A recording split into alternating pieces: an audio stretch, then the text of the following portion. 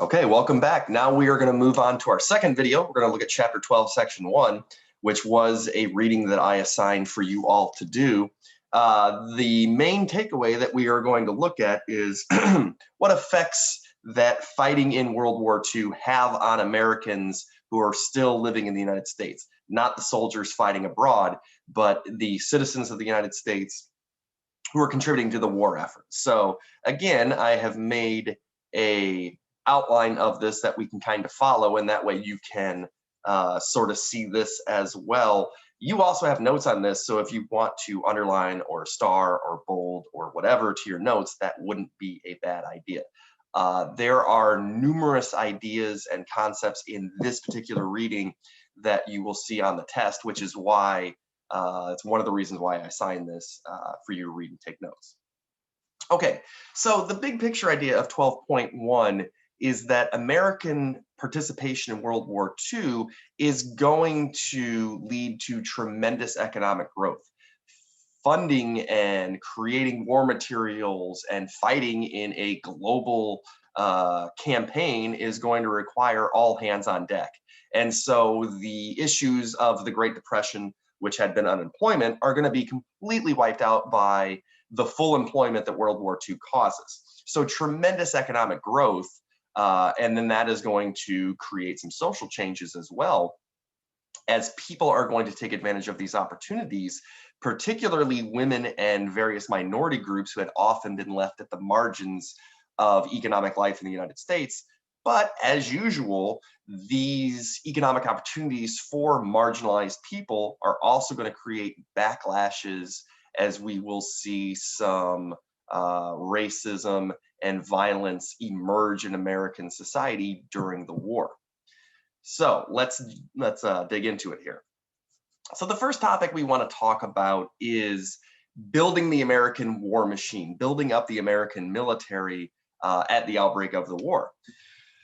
If you remember World War I, when the United States declares war in 1917, we are completely ill-prepared and unready to fight in a global war at that particular time. The American military had like 50,000 people in it only. The United States is not like that at this point in time. They are not at full strength, certainly. They are not at the position that they will be later on. But the United States has much more at the ready for the war, and they are going to be able to convert the economy from peacetime to wartime very rapidly. One of the first things that the United States will do is, for the first time in its history, it will pass the Selective Training and Service Act. It's commonly called the Selective Service Act, and that is going to basically say that every male between the ages of 18 and, I don't know, I can't remember what the max date is, sign up basically for a draft, and they're going to begin to draft men into the military. Now, this is done before war breaks out. This is done before Pearl Harbor happens, and so this is the first peacetime draft in American history.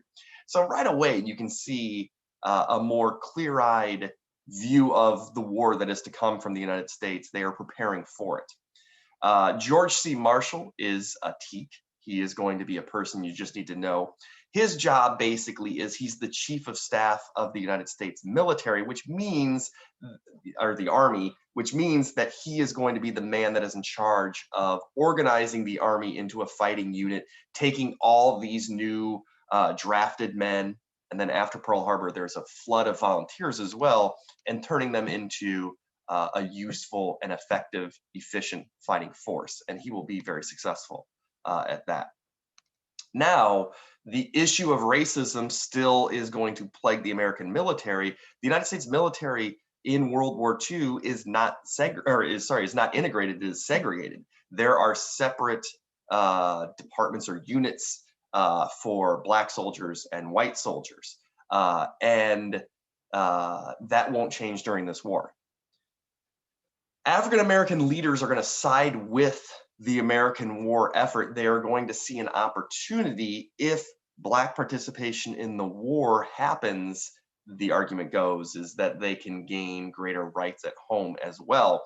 And so many Black leaders are going to encourage what is known as the Double V campaign. And that is a term that you should be familiar with. The Double V campaign is the Double Victory campaign.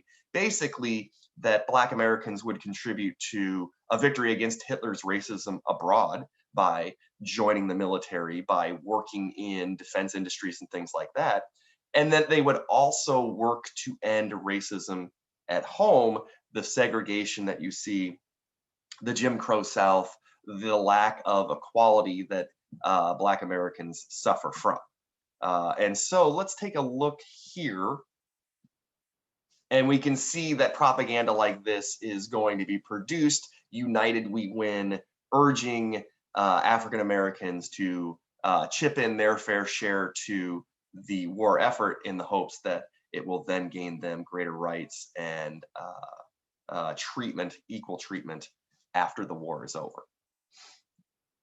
All right, now, African Americans will play big roles in the American military. Perhaps the most famous is a group of African American fighter pilots, the Tuskegee Airmen as they are known, a segregated squadron of Black pilots who will play a decisive role in many battles, particularly the Battle of Anzio over Italy. They are probably the most renowned, although certainly not the only African American unit that will win glory on the battlefield. Now, in addition to African Americans, people of Japanese descent will contribute to the war effort. We're going to talk about their trials and tribulations during the war a little bit more. Hispanic soldiers will join the American military, as well as will some Native Americans, the most famous being the Navajo, who are going to be used as code talkers against the Japanese in the Pacific. Basically, their language is unknown to the Japanese, and so Navajo code talkers will get on the radio and send a code out about troop movements and things like that, and the Japanese can't break it. There is a movie called Wind Talkers starring Nicolas Cage that focuses on these particular soldiers. It's all right. It's a Nicolas Cage movie. There's also a movie about the Tuskegee Airmen. It's called Red Tails, I believe. And I want to say George Lucas of Star Wars fame was involved in producing it. That's a pretty good movie as well for those who are interested in that. Now, despite all these contributions by various minority groups, we will not see the United States military integrated during the war. That will happen after World War II in 1948 when Harry Truman makes that happen. Okay, so now let's talk about the conversion of the American economy into a wartime economy. Just like with World War I, the US government and business leaders are going to coordinate their efforts to make sure that the goods and materials needed for the war are produced. Now, this is going to be a rousing success. The United States is going to be the prominent producer of war materials during World War II. US production is going to outpace all the other countries basically combined. The United States' biggest contribution to the war effort is going to be the sheer amount of industrial goods that they produce that support the Allied war effort.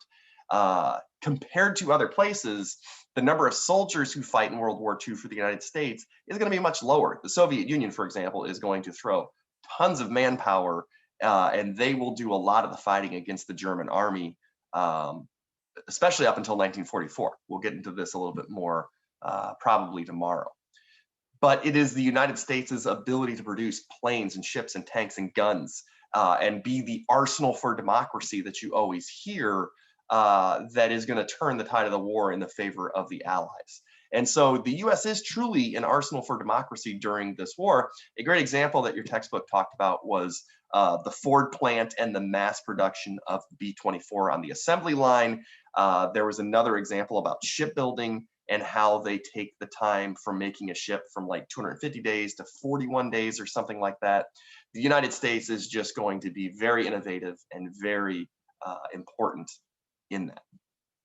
Now, citizens are also going to be asked to make sacrifices during the war like they were during World War I as well. A lot of this should sound real familiar to you. There is going to be rationing, don't consume as much gas or drive as much or eat certain foods so that this can go to the war effort. There will be the promotion of victory gardens, grow your own vegetables so that food produced by American farmers can go to feed the armies on the front lines, buy US bonds. I believe the textbook talks about how Although taxes are raised, they're not raised enough to cover all the costs of the war. Only about half of the war is paid through taxation. And so the US is again going to issue war bonds where citizens can buy bonds, the government raises money, and then that's a solid investment in the future where they'll be paid off plus interest down the line. And then, of course, propaganda. We've already looked at some of them, and we'll look at another one in a little bit, rallying everyone's efforts and boosting morale and encouraging people to fight and all those sorts of things. The Great Depression officially ends with the outbreak of World War II and the full employment that causes. And we are going to see incomes rise very quickly as well. And now let's talk about who participates in the labor force. Women are going to find opportunities to fight or to work in factories in World War II and in positions where they had traditionally been left out. So women are going to contribute to the war effort by working during World War II as men go overseas to fight. Now, traditionally, single women were the ones who fought, who worked, but now we're going to see married women also enter the workforce for the first time. And it is not going to be in just the traditional occupations, clerical work or administrative. Some women will actually work in factories and work on munitions and various other things. The most famous symbol of this is going to be Rosie the Riveter right here, who becomes a useful propaganda piece as well, rallying American women to contribute to the war effort, as you can see right here. Now, African Americans are also going to find employment opportunities during the war, but they are also going to face discriminatory hiring practices. Some of these defense industries that are producing weapons won't hire Black workers until FDR, Franklin Delano Roosevelt, the American president, signs an executive order that basically says, if you're an American company and you are receiving government funds to produce war material, you cannot be discriminatory in your hiring practices based on race. And that is Executive Order 8802. You need to know that one. It is going to open up the job market for African Americans to contribute to the American war effort. And then last but not least, Mexicans are also going to benefit from World War II and increased economic opportunities. If you remember in the 1930s, in the heart of the Great Depression, Mexican repatriation had taken place where Mexicans were deported, often without any legal trial, often when they were American citizens, and sent back to Mexico. But in the 1940s, with the outbreak of World War II and the draft and volunteering of able-bodied men into the American military, there is a great need for labor in factories, but also agricultural labor. And so the United States is going to pass what is known as the Bracero program, which allows Mexican migrant workers to come to the United States and work on seasonal harvests and things like that. And so this is sort of a yo-yo policy we're seeing with the United States. 1930s get out because of the Depression, 1940s come back, we need you because of World War II. And so this is, well, we're going to talk about the effects of this program in a little bit. So those are the people who are going to benefit from increased economic opportunities. All right, our last issue. There are going to be social issues that arise because of the economic changes that the war brings about. The first social change is we are going to see population growth in parts of America because that is where the industries are located, or that's where the war effort requires them to be. Southern California is going to see a huge increase in population during this time, as well as cities in the Deep South, as they have factories for military defense, or not defense, military production, or they are like San Diego is a town where there's naval bases and stuff like that. So we're going to see growing population in certain places. We are also going to see racist outbreaks, racial violence, as more people move to these new areas. For example, in Detroit, which is where Ford Motor Company is located, African Americans will move to Detroit in large numbers, continuing a theme that we saw during the Great Migration of the 1920s and 30s, more 1920s. And that will provoke race riots as simmering tensions between white and Black Americans boils into violence in the street there. In Los Angeles, there is something known as the Zoot Suit riots. So a Zoot Suit becomes a fashionable thing for young Mexican American teens. And here you can see these are a bunch of Mexican teenagers who have been put into jail. Basically, American military personnel are going to be stationed in Los Angeles, and there is going to be racial violence between Mexican youth and these American servicemen. And what we're going to see is basically American sailors start going into Mexican neighborhoods and beating up anyone they see wearing this fashion accessory, the Zoot Suit. Of course, the Mexican teens will be blamed for it. The American military won't, although looking back now, it is pretty clear that it was American servicemen who were going into these neighborhoods and seeking trouble, if you will. It all begins with rumors of like Mexican street gangs beating up American servicemen, but that doesn't really seem to be really valid or anything that sort of happened. And so the Zoot Suit riots in Los Angeles are another example of the racist reaction to the changing demographics. Lots of Mexicans are moving into Los Angeles with opportunities from the war, and it provokes violence and stuff like that. And then maybe most famously is the plight of people of Japanese descent. There is a sizable population of people of Japanese descent living on the West Coast in the United States. And FDR during the war is going to claim that the entire West Coast is a war zone. And this is going to be bolstered by the fact that a Japanese submarine actually surfaces off the coast of California and tries to shell an oil refinery in California, I believe. And so Executive Order 9066 is going to be issued by FDR. And it says that the West Coast is a war zone and that he can relocate suspicious people. So who is a suspicious person? It's basically anyone of Japanese descent. Their loyalty to America is questionable in the eyes of Roosevelt, that they may be spying for the Japanese government, that they may be engaged in acts of sabotage. There's no real evidence that this is going on. Most Japanese Americans are loyal and patriotic American citizens. But they're going to be removed from the coast and put into what are called internment camps in Nevada and Arizona. These are basically military prisons. I mean, for lack of a better word, they're going to severely limit the ability of American citizens, these people of Japanese descent, from living their lives fully and freely. Now, this is going to be challenged in the Supreme Court. Korematsu versus the United States government basically will challenge the internment camps and the relocation, but the Supreme Court will side with the American government and say, yeah, you know, that was, this is constitutional. This is something that the American government can do to American citizens.